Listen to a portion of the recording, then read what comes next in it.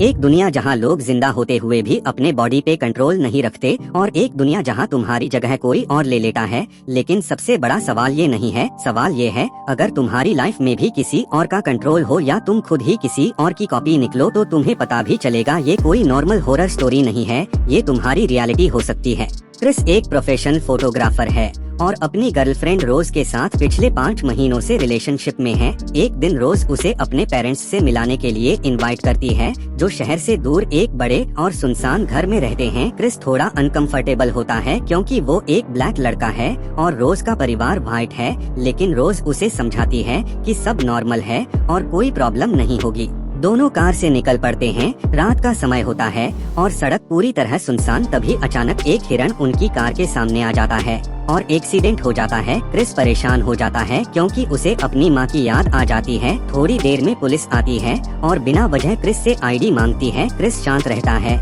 लेकिन रोज अचानक मना कर देती है। वो पुलिस से कहती है, इसका इस एक्सीडेंट से कोई लेना देना नहीं, आप इससे आईडी क्यों मांग रहे हो, ये छोटी सी बात थी। लेकिन यहीं से कहानी में पहला शक शुरू होता है।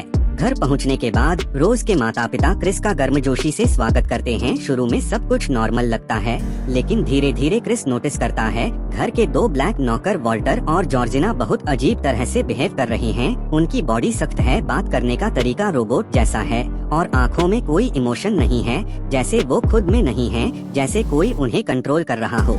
रात को क्रिस बाहर स्मोक करने जाता है, तभी वो वॉल्टर को देखकर शॉक हो जाता है। वॉल्टर पूरी स्पीड में उसकी तरफ भागता है और आखिरी पल में साइड से निकल जाता है। ये सीन पूरी तरह अननेचुरल लगता है। क्रिस वापस घर आता है और तभी रोज की माँ उसे बैठने के लिए कहती है। वो कहती है कि वो हिप्नोसिस से उसकी स्मोकिंग की आदत छुड़ा सकती है। क्रिस पहले हिचकिचाता है, लेकिन कैजुअल बातचीत में मान जाता है। रोज की माँ कप में चम्मच घुमा रही होती है। टिंग टिंग टिंग। उस आवाज के साथ क्रिस धीरे धीरे रिलैक्स होने लगता है। वो अपने बचपन के ट्रॉमा के बारे में बताने लगता है। उसकी माँ की मौत, उसका गिल्ट। जैसे जैसे वो बोलता है, उसकी आंखों से आंसू निकलने लगते हैं और अचानक वो अपनी बॉडी से अलग हो जाता है। उसे लगता है कि वो एक अंधेरी गहराई में गिर रहा है। वो सब कुछ देख सकता है, लेकिन अपनी बॉडी को कंट्रोल नहीं कर पाता। इसे कहते हैं सनकन प्लेस, जहाँ इंसान जिंदा होता है लेकिन अपनी बॉडी का कंट्रोल खो देता है। उस वक्त क्रिस को नहीं पता था कि ये सिर्फ शुरुआत है। अगली सुबह क्रिस उठता है, सब कुछ नॉर्मल लगता है, लेकिन उसे अंदर से अजीब सा महसूस होता है, जैसे उसके साथ कुछ हो चुका है। घर में एक बड़ा फंक्शन होता है, बहुत सारे व्हाइट गेस्ट आते हैं। सब क्रिस से मिलते हैं, लेकिन उनका व्यवहार नॉर्मल नहीं होता। वो उसकी बॉडी, उसकी ताकत, उसकी स्किन के बारे में बात करते हैं, जैसे वो कोई इंसान नहीं बल्कि एक चीज हो। अगर तुम्हें लग रहा है कि ये बस हिप्नोसिस तक लिमिटेड है, तो तुम गलत हो। क्रिस एक ब्लैक गेस्ट को देखता है जो बाकी नौकरों की तरह अजीब बिहेव कर रहा होता है। वो उसकी फोटो लेता है। फ्लैश पड़ते ही वो आदमी अचानक कंट्रोल खो देता है। उसकी नाक से खून निकलता है और वो चिल्लाता है, भागो यहाँ से, निकल जाओ। ये चेतावनी सीधे क्रिस के लिए होती है। जो उसने बोला वो वार्निंग थी, लेकिन तब तक शायद देर हो चुकी थी।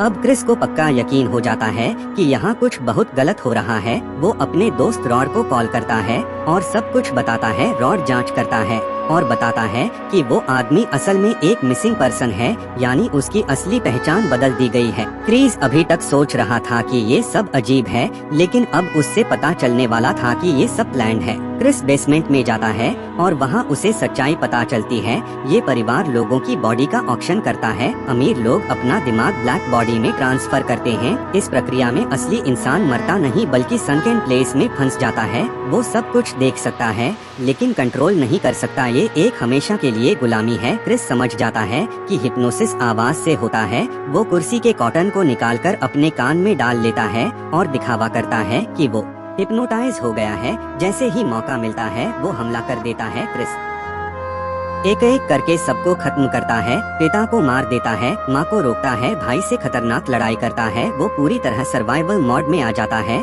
जब वो भाग रहा होता है, एक नौकर उस पर हमला करता है। क्रिस फोन का फ्लैश इस्तेमाल करता है। 1 सेकंड के लिए असली इंसान वापस आ जाता है। वो रोज को गोली मारता है और फिर खुद को खत्म कर लेता है। क्रिस सड़क पर होता है, तभी एक पुलिस कार आती है। ऑडियंस को लगता है अब सब खत्म, लेकिन कार से उसका दोस्त रॉड निकलता है और उसे वहाँ से ले जाता है। यहाँ सबसे डरावनी चीज मॉन्स्टर नहीं थे, बल्कि उसने वहाँ से जान तो बचा ली, लेकिन सच ये है वो कभी उस जगह से बाहर नहीं निकला मेंटली। क्रिस भाग गया, उसने अपनी बॉडी वापस ले ली, लेकिन एक चीज क्लियर हो गई, इस दुनिया में इंसान का कंट्रोल छीना जा सकता है, लेकिन अगर कंट्रोल छीनने के बजाय तुम्हें ही रिप्लेस कर दिया जाए तो। और यही से शुरू होती है एक और भी ज्यादा डेंजरस कहानी। 1986 में एक छोटी लड़की अपने पेरेंट्स के साथ बीच कार्निवल में आती है। उसकी माँ बाथरूम चली जाती है और बाप गेम्स में बिजी हो जाता है। लड़की अकेली घूमते घूमते एक अजीब से मिरर हाउस में चली जाती है। अंदर अंधेरा होता है, कोई नहीं होता। जैसे ही वो आगे बढ़ती है उसे लगता है कोई उससे देख रहा है, और फिर वो अपने सामने किसी को देखती है जो बिल्कुल उसकी तरह दिखता है। अगली सुबह जब वो लड़की मिलती है वो बोल नहीं पाती, उसका बिहेवियर कम्प्लीटली चेंज हो चुका होता है। डॉक्टर्स कहते हैं ये शॉक की वजह से है, लेकिन सच कुछ और था। 20 साल बाद वो लड़की अब बड़ी हो चुकी है, अपनी फैमिली के साथ नॉर्मल लाइफ जी रही है, लेकिन उसके अंदर कहीं ना कहीं वो पुरानी याद अभी भी जिंदा है। एक दिन वो अपने हस्बैंड और बच्चों के साथ उसी बीच पर वापस आती है और यही से सब कुछ फिर से स्टार्ट होता है। बीच पर आते हाय उसे सब कुछ फेमिलियर लगने लगता है, जैसे वो पहले भी यहाँ आ चुकी हो, और फिर उसे वही मिरर हाउस दिखाई देता है। उस वक्त उससे नहीं पता था कि उसका पास्ट अब वापस आने वाला है। उसका बेटा एक अजीब इंसान देखता है जो बस खड़ा रहता है, बिना हिले, हाथ में खून होता है। ये एक वार्निंग थी, लेकिन किसी ने सीरियसली नहीं ली। रात होती है, घर के बाहर अचानक लाइट चली जाती है और जब वो बाहर देखते हैं और लोग खड़े होते हैं, एक फैमिली जो बिल्कुल उनकी तरह दिखती है, सेम फेस सेम बॉडी, पर वो इंसान नहीं थे। वो लोग धीरे धीरे घर में घुसते हैं और फैमिली पर अटैक कर देते हैं, उन्हें कंट्रोल में ले लेते हैं। और फिर उनका लीडर बोलता है हम तुम्हारे शैडो है। वो बताते हैं वो लोग क्लोन है जो अंडरग्राउंड रहते हैं, उनके पास कोई फ्रीडम नहीं, सिर्फ मिमिक करते हैं। लेकिन अब वो ऊपर आए हैं अपनी जगह लेने के लिए। फैमिली किसी तरह अलग हो जाती है, बेटी अपने शैडो को हरा देती है, बेटा स्मार्ट ट्रिक यूज करता है, हस्बैंड फाइट करके भाग जाता है। हर जगह सर्वाइवल चल रहा होता है। वो दूसरे घर में हेल्प के लिए जाते हैं, लेकिन वहाँ भी सब लोग मेयर हुए होते हैं। ये सिर्फ एक फैमिली का प्रॉब्लम नहीं था, पूरी दुनिया में ये हो रहा था। टीवी पर न्यूज आती है, हर जगह सेम क्लोन्स अटैक कर रहे हैं, रेड क्लोथ्स, सिजर्स, वो सब अपने ओरिजिनल को मार रहे हैं। फैमिली डिसाइड करती है यहाँ रुकना सेफ नहीं है, उन्हें भागना होगा। कार में भागते वक्त बेटी का शैडो अटैक करता है, कार के ऊपर चढ़ जाता है, ग्लास तोड़ने लगता है। लास्ट मोमेंट पे वो उसे गिरा देते हैं, बेटा समझ जाता है शैडो उसकी मूवमेंट कॉपी करता है।